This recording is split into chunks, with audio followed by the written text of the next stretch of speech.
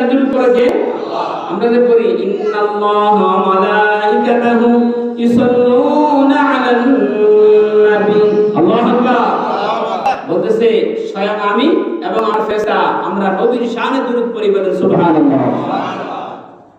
নবীজির শানে যদি কেউ দুরূদ পড়ে, নবীজি বলতেছেন তার পিতার নাম করে নবীজির রওজা মুবারকে ফেরেশতারা তার এই যে দুরূদ পড়তেছে, যে পড়তেছে তার নামটা নবীর রওজায় পৌঁছে দেন, বলেন সুবহানাল্লাহ।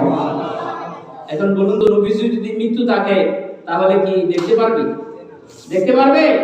এজন্য রাসূল সাল্লাল্লাহু আলাইহি ওয়াসাল্লাম উম্মতের সকল কিছু পর্যবেক্ষণ করতেছেন। তিনি জিন্দা অবস্থায় মদিনা মুনাওয়ারায় শুয়ে আছে, বলেন সুবহানাল্লাহ।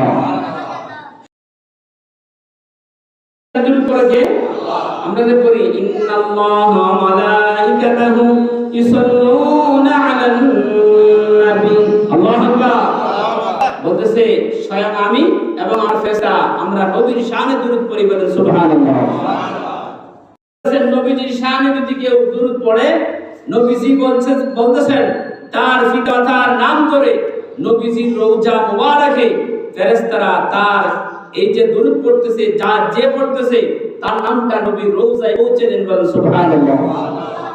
এখন বলুন তো, নবীজি যদি মৃত্যু থাকে তাহলে কি দেখতে পারবে? দেখতে পারবে? এজন্য রাসূল সাল্লাল্লাহু আলাইহি ওয়াসাল্লাম উম্মতের সকল কিছু পর্যবেক্ষণ করতেছেন। তিনি জিন্দা অবস্থায় মদিনা মুনাওয়ারায় শুয়ে আছে, বলেন সুবহানাল্লাহ।